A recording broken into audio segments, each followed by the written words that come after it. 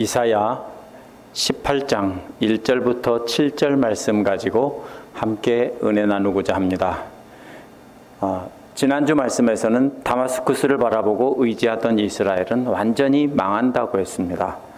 다마스쿠스를 바라보던 모든 이스라엘은 다 멸하시고 오직 신실한 자들만 남기셔서 하나님만 바라보게 하신다고 했습니다. 하지만 이렇게 하나님만 바라보는 자들에게도 성난 파도 같고 홍수에 넘치는 강물과 같은 적들이 덮쳐온다는 것입니다. 하지만 하나님께서 이러한 적들을 바람에 나는 곁처럼 흩어버리실 것이니 염려할 필요가 없다라고 했습니다. 하나님과 세상을 동시에 바라보고 의지하는 양다리들은 완전히 망하게 할 것이지만 어떤 위협이 닥쳐도 오직 하나님만 바라보는 사람들은 완전하게 지켜주신다는 것입니다.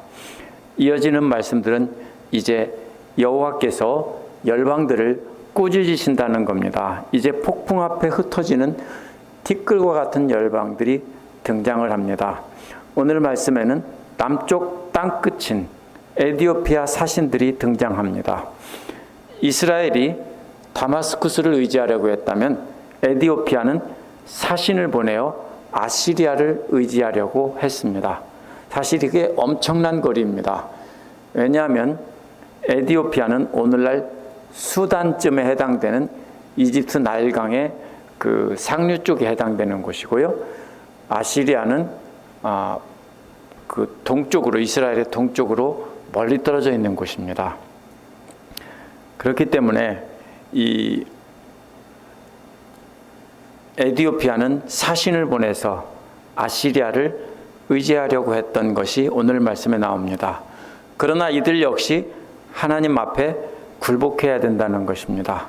굴복하게 된다는 것입니다. 이 말씀 보면서 우리는 왜 세상을 의지하지 말고 하나님만 의지해야 되는지 알아보도록 하겠습니다. 첫 번째로 1절부터 3절에 보면 온 세상이 하나님의 임재를 보고 듣게 될 것이라는 내용이 나옵니다. 18장 1절에 에디오피아의 강이란 세번역 아래 주석을 보면 구스라고 되어 있습니다. 이는 오늘날 이디오피아, 수단 여기에 해당되는 나일강 상류입니다. 구스의 강 건너편이라는 말은 강을 마주보고 있는 건너편이라는 뜻이 아니고요. 이스라엘 사람들의 관점에서 봐야 됩니다. 이스라엘에서 그쪽을 보면은 그 구스의 강, 그 너머라는 뜻입니다. 이거는 사실 비욘드라는 뜻으로 해석해야 됩니다. 그 강 너머로, 이런 뜻입니다. 이는 이스라엘 사람들이 보면 남쪽 땅끝으로 비유되는 먼 곳입니다. 구스의 강 너머 남쪽 땅끝을 가리키는 것입니다. 또 벌레들이 날개치는 소리가 나는 땅이란 말에 대해서는 여러 가지 해석이 있습니다. 먼저 처음 두 가지는 곤충을 뜻한다고 보는 해석입니다. 그렇다면 그 지역에 자주 나타나는 메뚜기 떼일 것입니다. 하지만 문제는 그렇게 멀리 있는 구스에 가본 일도 없는데 곤충이 많다라고 말할 리가, 많은 땅이라고 말할 리가 없습니다. 또 둘째, 이것은 날개치는 메뚜기 떼처럼 그렇게 수많은 군대들이 모여서 웅성거리고 모여있는 모습을 비유적으로 말한 것이다, 이렇게 말하는 경우도 있습니다. 하지만 구스는 그 당시 엄청난 군대로 세계를 정복했던 적이 없습니다. 그렇기 때문에 그것이 근거가 약합니다. 그렇다면 이 날개치는 소리는 배를 뜻한다고 보는 것입니다. 이는 70인역 구약성서 그리스어 번역과 또 탈굼, 아람어로 되어 있는 탈굼을 보면은 배라고 되어 있습니다. 그렇기 때문에 이것이 가능성이 높습니다. 다수의 성경 해석자들은 이것이 갈대를 엮어서 만든 파피루스라고 하는 겁니다. 파피루스라는 갈대를 엮어서 만든 배들이 많다는 뜻일 거라고 했습니다. 그래서 구스 사람들이 사신을 보내서 동맹을 맺는데 그 사신들이 올 때 갈대를 엮은 배를 타고 이렇게 왔다라고 해석을 합니다. 그러면 날개치는 소리라는 말은 갈대로 만든 파피루스를 엮어 만든 배에 돛이 펄럭인다는 뜻입니다. 그렇게 이해하면 2절에서 통합니다. 이제 2절에서 갈대로 만든 배를 띄우고 뱃길로 사절단을 보낸다는 말과도 연결이 됩니다. 나일강에 수많은 배들이 오르락내리락 하는 모습입니다. 배에 달린 2개의 돛을 날개로 비유한 것은 고대 선원들 사이에 있던 일반적인 비유입니다. 그 돛이 바람을 받아서 펄럭이는 소리가 마치 독수리나 새들이 날개치는 소리와도 같았을 것입니다. 당시 이집트 사람들은 나일강을 배로 오르내리면서 모든 물자들과 사람들을 운반했었습니다. 그래서 에티오피아 사람들도 마찬가지입니다. 이 나일강을 이용했습니다. 나일강 하류에서 그 모습을 본 이스라엘 사람들은 마치 수많은 곤충이 떼로 날아다니는 것과 같이, 아니면 수많은 새들이 펄럭이며 날아오는 것 같은 그런 장관으로 생각했을 것입니다. 그렇게 날개치는 것을 이렇게 이해한다면 그 배들이 나일강 상류 끝까지 올라가는 그 땅까지 하나님의 통치와 심판이 이루어진다는 뜻입니다. 너희 민첩한 사절들아라는 말은 파피루스로 만든 갈대 배가 아주 가볍고 속도가 빨랐기 때문입니다. 이들의 배는 나무로 만든 배보다 훨씬 빠르게 항해를 했습니다. 그래서 세번역에서 뱃길로 사절단을 보낸다고 했고, 개역개정은 수로로 보낸다고 했는데 원어는 바다입니다. 왜 이렇게 해석했냐면요, 바다가 말이 안 되니까 이 바다를 수로나 뱃길 이렇게 번역한 것입니다. 그런데 이 강이 아주 넓고 클 때는 사람들이 바다라고 불렀습니다. 아랍 사람들도 유프라테스 강을 바다라고 불렀습니다. 갈릴리 바다는 조그만 호수인데, 그렇게 크지 않은 호수인데도 바다라고 부르죠. 이렇게 물이 많으면 바다라고 불렀던 것입니다. 강이 여러 갈래로 갈라지는 곳이 어디인지는 모릅니다. 이것이 나일강 상류의 에티오피아의 남쪽 땅끝을 가리키는 말이라면 이 사절들한테 자기 나라로 돌아가라는 뜻입니다. 그럴 경우에는 돌아가라는 단어를 따로 썼을 것입니다. 만약 이 사절들이 도움을 청하러 간다면 강이 갈라진 곳은 대부분 메소포타미아를 가리킨다고 봅니다. 그래서 그들은 아시리아까지 도움을 청하러 간다면 바로 그 강이 갈라지는 곳은 유프라테스 강과 티그리스 강을 가리킬 것이라고 이렇게 봅니다. 그 다음에 키가 매우 크고 근육이 매끄러운 백성은 이디오피아 사람을 가리킨다고 흔히 말합니다. 그런데 문제는 멀리서도 두려움을 주는 강대국 백성이라고 또 불렀습니다. 근데 에티오피아는 그렇게 두려움을 주던 강대국이 아닙니다. 강하지도 않았고 이웃 나라를 짓밟지도 않았습니다. 여기서 말하는 나라는 아시리아라고 보는 경우가 많습니다. 이사야는 이들에게 강력한 나라 아시리아로 가서 도움을 청하려면 청해라, 가고 싶으면 가라, 이렇게 말하고 있는, 어떻게 보면 빈정거리는 투의 말입니다. 그래서 그 다음에 이디오피아가 이집트를 지배하고 있었습니다. 그 당시에 전체는 아니고요, 상당 부분을 지배하고 있었습니다. 그때 아시리아와 친밀했던 증거가 있습니다. 기원전 712년 아시리아의 사르곤이 이집트의 아스돗을 공격했을 때 아스돗의 통치자 이아마니는 에티오피아가 지배하고 있던 이집트 지역으로 도망합니다. 그러자 이디오피아에 속한 땅을 지배하던 샤바카라는 지도자는 도망한 아이마니를 숨겨주는 게 아니라 아시리아에게 넘겨주었습니다. 이것이 실제 있었던 일입니다.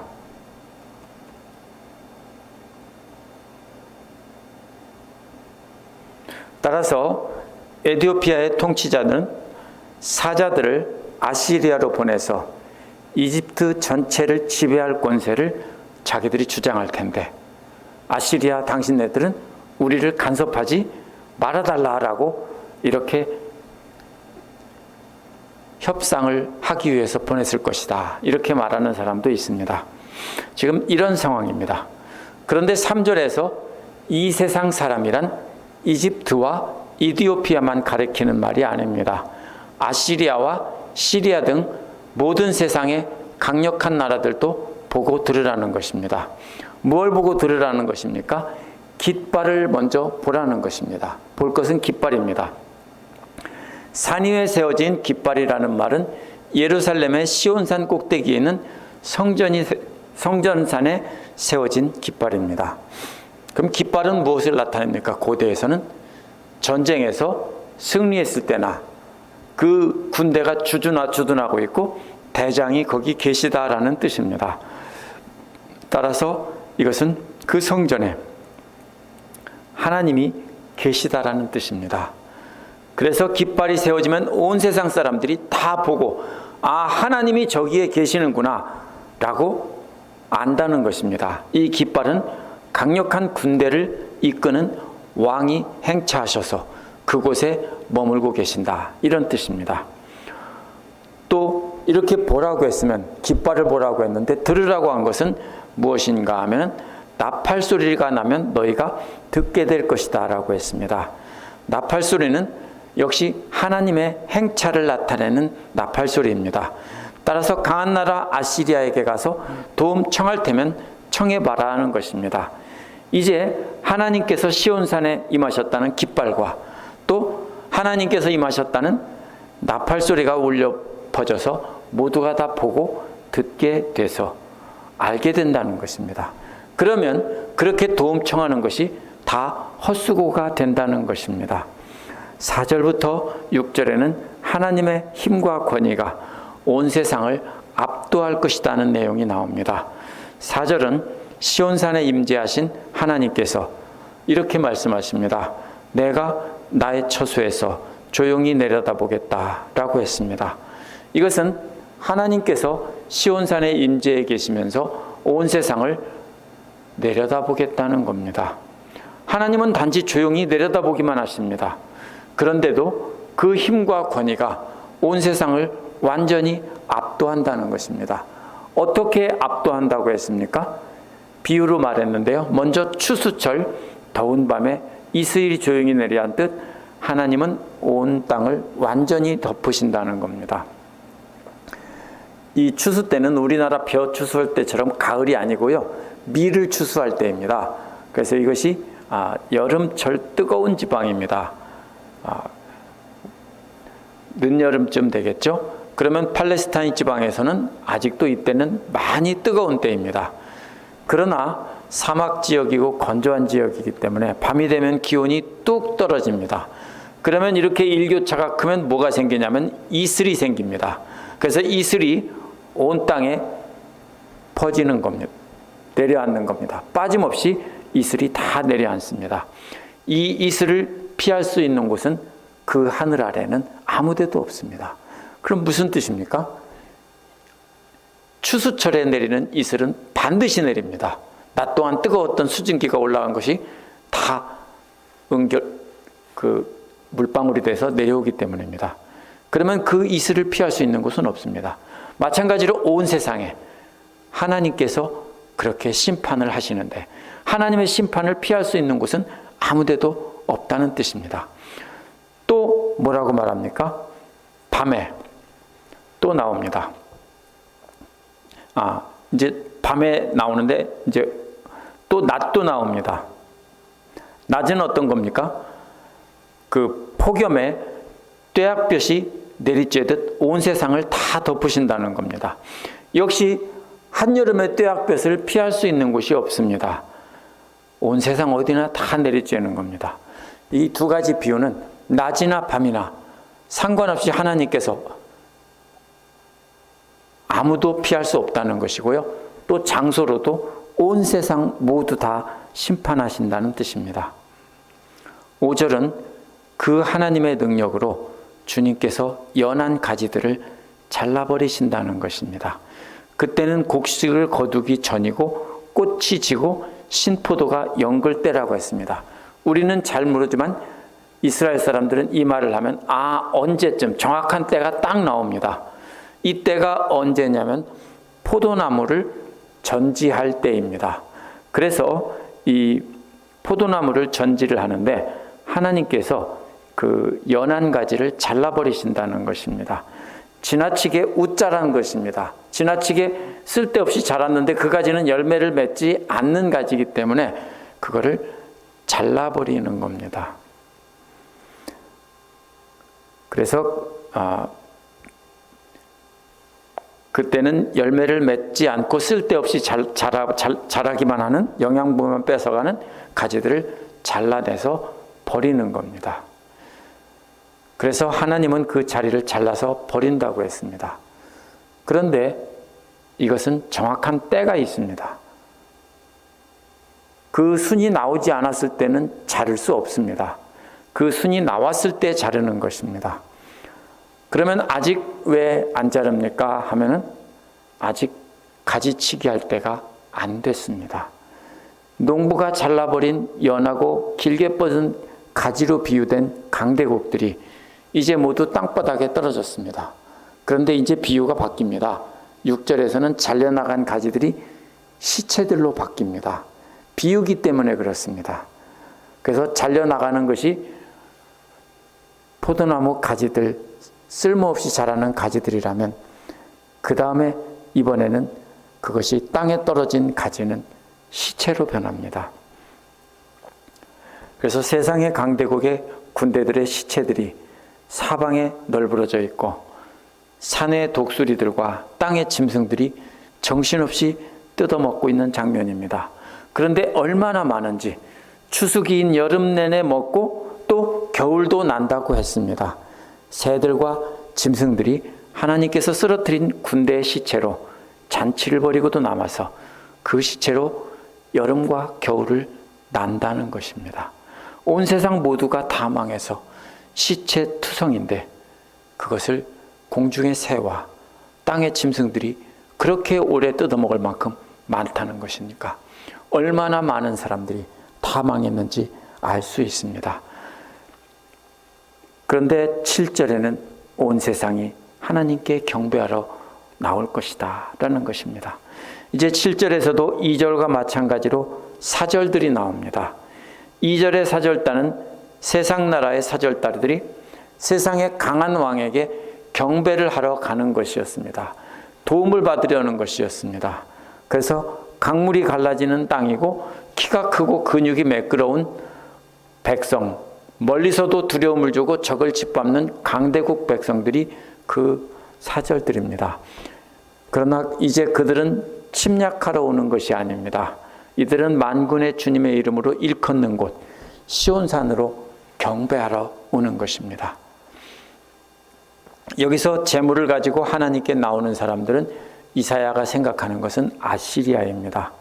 그 당시 가장 강력한 나라까지도 만군의 주 하나님께 예물을 가지고 나온다는 것입니다. 그러니까 이 말이 무슨 말입니까? 지난주 말씀과 연결해서 생각해 봐야 됩니다.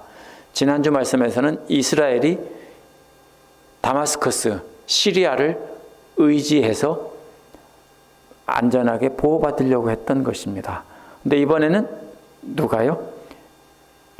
이스라엘의 한참 남쪽, 이집트 남쪽에 있던 에디오피아가 아시리아에 의지해서 도움을 받으려고 하는 것이 쓸데없다라는 것입니다. 왜냐하면 하나님께서 빠짐없이 다 심판하시고 그리고 남은 자들도 하나님을 경배하러 올 것이기 때문입니다. 오늘날도 약한 나라들, 작은 나라들은 미국과 같은 강대국을 의지하려 합니다. 나라만 그렇습니까? 사람들도 오늘날 온 세상 사람들은 세상에서 힘이 있는 사람을 의지하려고 합니다. 당시 이스라엘에서 땅끝에 해당하던 먼 남쪽 땅끝 나라인 에디오피아 사람들은 이스라엘 동쪽 끝에 있는 아시리아를 의지하던 것과 똑같은 모습입니다. 오늘날 사람들도 돈이나 권력이나 영향력이 큰 사람들과 연결될 수만 있다면 어떤 노력이라든지 다 하려고 합니다. 그래서 그렇게 하는 것이 처세를 잘하는 것이고 성공하는 길이라고 말합니다. 그런데 더 큰 문제는 하나님을 믿는 사람들조차도 그렇게 하나님보다 세상을 의지하려고 한다는 것입니다. 이사야는 하나님께서 성전에 계신다고 했지만 이제 하나님은 이스라엘의 성전에 계시지 않습니다.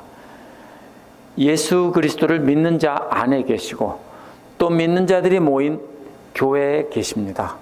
우리가 두세 사람만 모여도 그곳에 하나님이 함께 계십니다. 우리와 함께 하시는 하나님께서 바라보기만 해도 그 심판을 피할 자가 아무도 없다는 것을 오늘날 우리도 알아야 합니다. 오늘 말씀에 나온 것처럼 추수기 밤에 내리는 이슬을 피할 자가 아무도 없다는 것 같다는 것을 알아야 합니다. 한여름 떼약볕을 피할 수 없는 식물이 세상 어디에도 없는 것과도 똑같은 것입니다. 그러면 왜 아직 잘라버리지 않느냐라고 할 때 아직 때가 안 됐기 때문입니다. 제 아내가 고추를 심어놓고 가서 순을 따주라고 했습니다. 근데 중간에 Y자로 갈라진 그 밑에 있는 곁순을 따주라고 했는데, 그리고 Y자에 나온 꽃을 따주라고 했습니다. 유튜브를 보고 배웠나 봐요. 제가 하려고 보니까 근데 하나는 아직 Y자로 안 갈라졌어요. 그러면 어떻게 합니까? 그거는 아직 때가 안 됐으니까 그냥 지켜봤다가 Y자로 갈라지면 그때 그 사이에 나오는 꽃을 따줘야 되는 것입니다. 마찬가지로 이 포도는 1년생 가지에 여는데 이 포도가 열리고 있는 다음에 새순이 막 나서 자라고 있는 것은 쓸모없는 가지입니다. 그래서 그것은 다 잘라줘야 포도가 견실하게 맺는 것입니다. 그렇기 때문에 아직 때가 안 된 것입니다. 요한복음 15장 2절에서 내게 있어 과실을 맺지 아니하는 가지는 아버지께서 이를 제어버리시고 무릇 과실을 맺는 가지는 더 과실을 맺게 하려 이를 깨끗하게 하시느니라 라고 했습니다. 세상을 의지하는 자들은 때가 되면 멸망시키기 위해서 자릅니다. 주의할 것은 여기서 뭐라고 했습니까? 내게 있어 과실을 맺지 아니하는 자들이라고 했습니다. 예수님께 붙어 있어도 잘라버리신다는 겁니다. 말로만 믿는다고 하고 사실은 세상을 의지하고 아무런 예수 닮은 결실을 맺지 않는 가짜 신자들이기 때문에 그것은 잘라버리는 것입니다. 마지막 때가 되면 사람들이 의지하는 힘센 것들조차도 하나님 앞에 다 엎드린다고 했습니다. 지금 모두가 자신의 힘들을 자랑합니다. 그렇지만 모두 망할 것이고 살아남은 자들만이 하나님을 알고 하나님께 경배하러 올 것입니다. 이사야의 예언은 결국 온 세상의 남은 자들이 하나님 앞에 나와 굴복하게 된다는 것입니다. 나머지는 어디 갔습니까? 다 멸망하고 하나님을 알고 하나님 앞에 나오는 자들은 먼 이방 나라까지도 다 하나님 앞에 경배하러 온다는 것입니다. 그렇다면 우리가 주의해야 될 것이 있습니다. 남보다 돈이 좀 있다고 그것을 의지하면 안 됩니다. 남보다 권세가 더 있다고 자랑하면 안 됩니다. 남보다 높은 명예가 있어서 말만 하면 누구나 자기 부탁을 들어준다고 자랑하면 안 됩니다. 그러한 세상 것을 얻으려고 여기저기 굽신거려서도 안 됩니다. 그런 사람에게 덕 좀 볼까 하고 따라다니지 마십시오. 세상은 인맥으로 성공하는 것이 바로 성공의 비결이라고 말하면서 땅끝까지 찾아가는 그런 노력을 해서 성공하는 사람은 이런 사람은 성공한 사람이고 배워야 하는 사람이고 이렇게 말을 합니다. 그러나 그런 사람들의 말을 믿지 마십시오. 나는 이렇게 노력해서 내가 이렇게 성공했다. 내가 이렇게 노력했더니 하나님께서 나를 축복해 주셨다. 이런 사람들의 말을 믿으면 안 됩니다. 많은 경우 그 사람들은 하나님을 의지하지 않고 세상을 의지하면서 하나님을 의지한다고 그래서 성공했다고 거짓말하는 경우가 많습니다. 하나님을 의지하지 않고 그런 것을 의지하는 사람은 비록 스스로 예수 안에 있다고 말을 해도 열매가 없고 진짜로 믿는 것이 아니기 때문에 예수님께서 잘라버리신다는 것을 명심해야 합니다. 하나님만 의지하고 하나님 안에 거해야 됩니다. 그 일을 위해서 우리 주님께서 돌아가셨습니다. 원수들이 마치 허리케인이 몰고 온 파도처럼 덮치고 홍수에 뚝 터진 물처럼 몰려올 때도 두려워하지 말고 하나님 안에 거해야 합니다. 하나님께서 그런 것들을 다 티끌처럼 날려버리신다고 했기 때문입니다. 오늘 말씀에서는 때가 되면 다 잘라버리고 독수리의 먹이가 된다고 했기 때문입니다. 그래서 우리 주님 오셔서 십자가에 달리시고 그 주님을 믿는 사람들은 구원한다라고 하신 것입니다. 우리가 고난주간에 이러한 주님께서 우리를 위해서 고난당하시고 죽으신 의미를 생각하면서 우리가 오직 하나님만 의지하는 그런 복된 삶을 살아가는 우리 모두가 되기를 간절히 축원합니다. 기도하겠습니다.